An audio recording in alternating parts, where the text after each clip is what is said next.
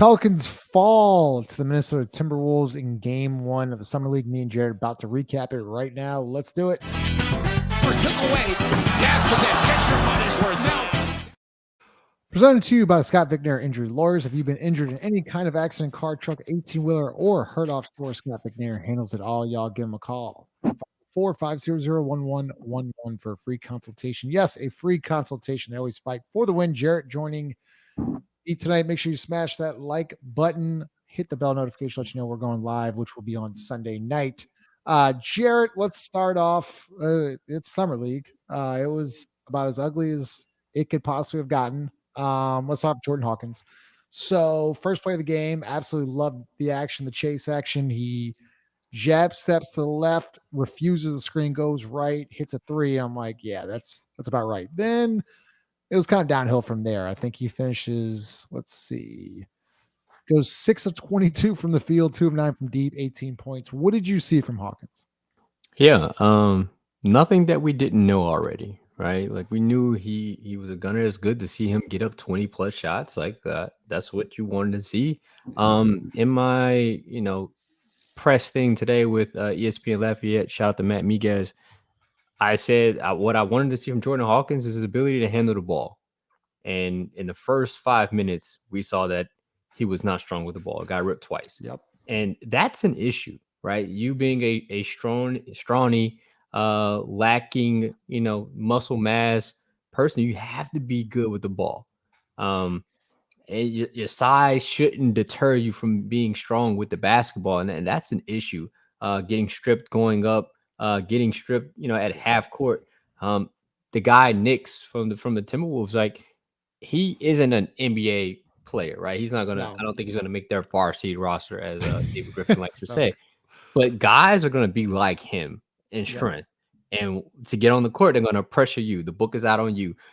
I'm gonna be kind of consistent with how I was in guard. I mean, regarding gauging Kyra Lewis, Dyson Daniels. Again, these are their second stints in the summer league. I expected them to be strong with the basketball. This is another issue piling on guards in the Pelicans, drafty first round draft picks can't handle the basketball. It's a really good point, Jared. Did you hear what I'm blanking on the Timberwolves head coach summer league. Did you hear his when he was mic'd up in the they don't want huddle? the smoke. They don't want the smoke. Yeah. Ball pressure. They don't want the smoke. And I'm just thinking to myself, I'm like, wow, like clearly that's been the game plan. And that's not just for summer league, Jared. This has been a problem for a couple of years, right? You've seen when teams really ramp up, and even when you're watching the varsity team, which I absolutely hate that term, but if you see that when teams get aggressive with the Pelicans, they kind of go into a little bit of a shell. And you saw once again today in summer league, there's no guard play whatsoever. I know Sebron's gone. There's no guard play on this summer league team. It's gonna be a rough summer. Yeah, they have nobody that can really create on their own. And look, to Coach Aaron Miles, shout out to him. He can't. There's no way for him to implement an offense to generate easy looks. Maybe there was some good ATOs that we saw, right, that generated open looks. But as far as like the game plan, like they have to be able to generate that on their own, and they just don't have a guy to be able to do that. Yeah, and look, it's summer league. I'm not necessarily worried. I mean, and the thing too about Jarrett, like with Jordan Hawkins, I completely agree. He has to work on his handle. I think he knows that as well. When he's playing with Brandon Ingram, Zion Williamson, DeJounte Murray, CJ McCollum, so on and so forth, he's not going to have to handle, but Herb Jones, Trey Murphy, he's not going to have to handle the basketball, but you still want him to be able to handle the basketball, work on his handles, try to get some separation. So I was a little disappointed in that. Other than that, as you and Lito say, he's delusional. I mean, he was clearly a little frustrated today. I think he was attacking the rim. I thought generated a lot of contact, did not get to the foul line much. But it's a mixed bag with him. I think he'll be fine. We saw this last summer. We literally did this last summer where he shot so much, struggled, and then bounced back game 2. Let's get to Missi. I thought that was also a mixed bag. Not the greatest start. Got dunked on about a minute in, whatever. Every rim protector can get dunked on. What I didn't like at the end of the first half, Jarrett, was that 3/4 pass, and he allows a guy to get behind. Basically, it's like a Hail Mary situation. You don't let anybody behind you, right? You want everything in front. and he allowed that. So that was kind of disappointing. What did you think about Missi? I think that's one of those plays. Like if you've never been in that situation, you don't know what you're looking at, right? He's only been True. playing true basketball for what 4 years. yeah, less than 5 years. So you can't. I can't necessarily like get upset with him. You can see that there's potential there. I like the way he tracks a basketball, the ability to high point a basketball. I think that the activities there. Um, Still not enough to be like he's a day one starter. Hell, he could be a day one starter in Birmingham. That's what he should be. But Yeah. the fact that you have to project him as your, second to third guy. Jared, did you see the ESPN graphic today? They project him the starting center. And we're going to get to Griffin's comments, but I'm like, look, guys, like I know he's, pick 21, whatever. He is not. And it's not fair to him. It's not fair to him to be like, hey, you're projected starter. Like he's not ready. And that's okay to say. He's a young kid. But to think that this guy was ready to start in an NBA game, no. It's just not there. And look, he's going to get better. That's the whole point. Summer league, the offseason, he's going to get better. But to pencil this kid in as a starting center, and I'm not going to overact to a game one. It's just not there. Yeah, it's just not. And so, speaking of the other center, Karlo Matkovic, 4-7 from the field, 8 points, 8 rebounds. I thought he had a nice little sequence there at the end of the game, Jared. It was a turnover to Hawkins on a dribble handoff. Not dribble handoff, it was a chase action. Yeah. Hawk goes one way, he throws the ball the other way, chases it down, blocks it. Saw a little athleticism there. Sprints back. Hawkins missed the layup, put back dunk. I thought I saw progression from last year. The bar is so low. I'm trying to be nice, man. Like I agree with you, but I thought Karlo, he's gotten better. If we're gonna call it that, he's gotten better. You could just tell the game's a little fast for him at times. The cutters that he missed or was late on, it's just not fair. He missed a slot cut. I mean, it was multiple times or just being late. I mean, someone reposted it as if like he dimed someone. Like, no, he's late because in the real NBA game, that's stolen. Because the second that you actually wait, the millisecond that you're too late, that's stolen. Imagine if that's Herb Jones on the other side. Like that's a steal. Right. Right. We were talking in the group chat, like going into the season with Karlo and Missi as your, I guess, number 3 center, 3 and 4, hopefully. I mean, it's a very thin position, Jarrett. And so Griffin came on the broadcast. I'm looking for it right now. Here's what Griffin had to say about the center position and the offseason plans here moving forward for the Pelicans. Which was, you were right on the verge there. Obviously, Zion got hurt, and that kind of changed everything there.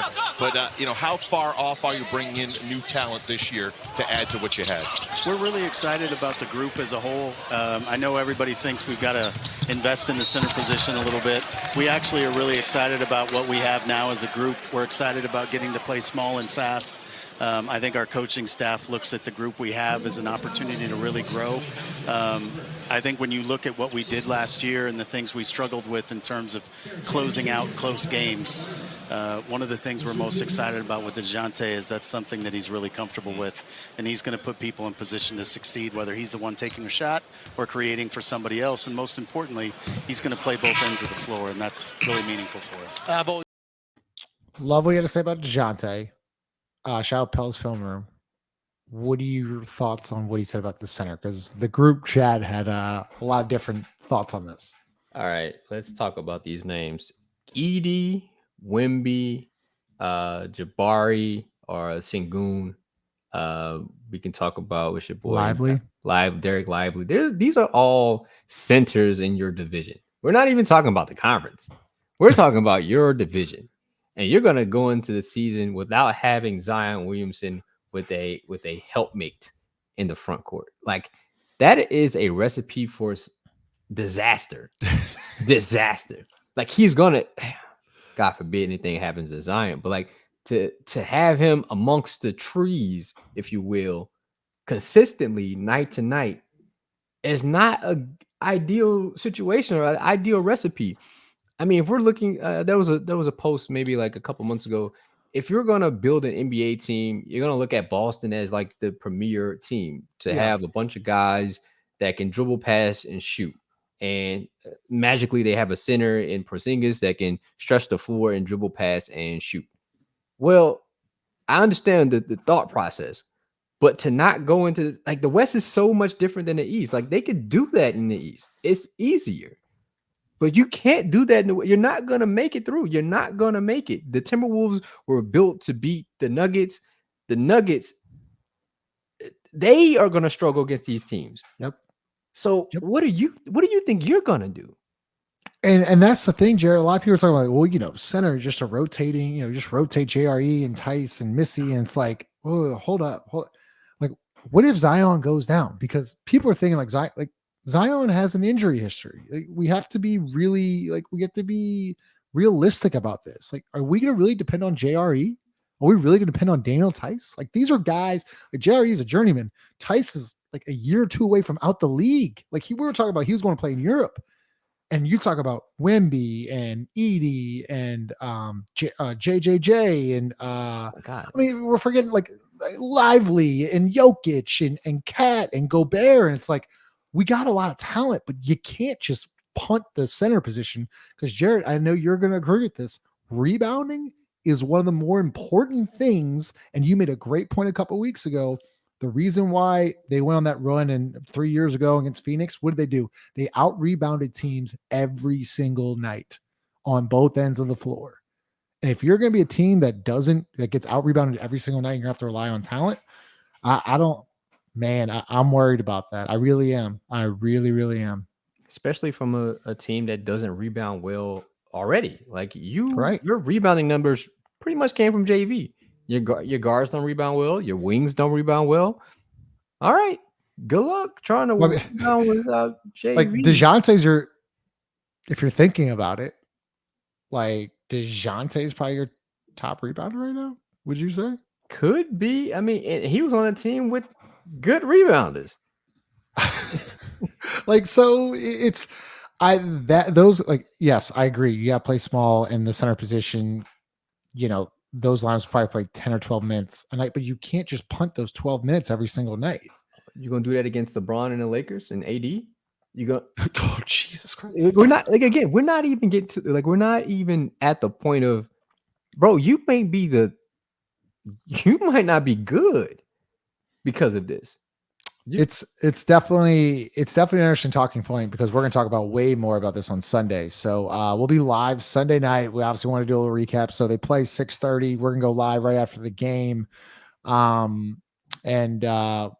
a lot to talk about, obviously, with the Brandon Ingram situation going on, what's going to happen there. But am I missing any talking points here, Jared? I mean, I don't want to slight anybody. I mean, I think Antonio Reeves went 2 of 10 from the field, had a nice 3.